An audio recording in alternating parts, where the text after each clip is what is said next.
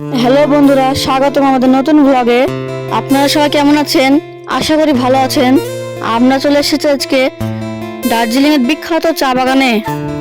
চারিদিকে যতদূর চোখ যায় শুধু সবুজ আর সবুজ। পাহাড়ের ঢালে সুন্দর করে সাজানো রয়েছে এই চা গাছগুলি। এখানে এসে প্রকৃতির এক অন্যরকম সৌন্দর্য উপভোগ করা যায়। আর এখানটায় অনেকগুলো গাছ দেখা যাচ্ছে। সামনে যে বড় বাড়িটি দেখছেন সেইখানটায় আমরা ফ্ল্যাট নিয়েছি। এখন আমরা চা বাগানটি দেখছি। আর একটা কথা, এইখানকার চা বিশ্বজুড়ে স্বাদ ও সুগন্ধের জন্য বিখ্যাত।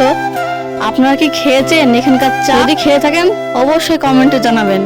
সত্যি বলতে এখানে চা বাগানকে নিজের চোখে দেখা আর গল্পে শোনা এক অন্যরকম অনুভূতি। তাই বলছি আপনারা একবার হলেও এইখানে আসবেন।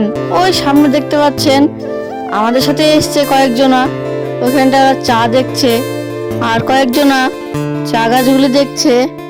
সাধারণত চা গাছের একবারে উপরে কোমল দুটি পাতা ও একটি কুঁড়ি সংগ্রহ করা হয়, কারণ এগুলি থেকেই সবচেয়ে ভালো মানের চা তৈরি করা হয়।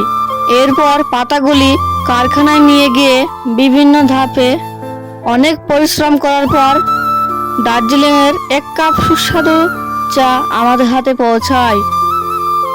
আর চারিদিকে সবুজের সমারোহ মনকে সতেজ করে দেয়। যদি কখনো দার্জিলিং ভ্রমণে আসেন তাহলে এই চা বাগান অবশ্যই ঘুরে দেখবেন। আর আপনাদের এই চা বাগানটি কেমন লাগছে অবশ্যই কমেন্টে জানাবেন।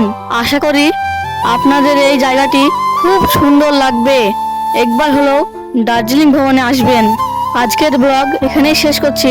আপনার যদি ভালো লাগে তাহলে অবশ্যই লাইক করবেন এবং সাবস্ক্রাইব করতে ভুলবেন না। আপনাদের কেমন লাগলো অবশ্যই কমেন্টে জানাবেন।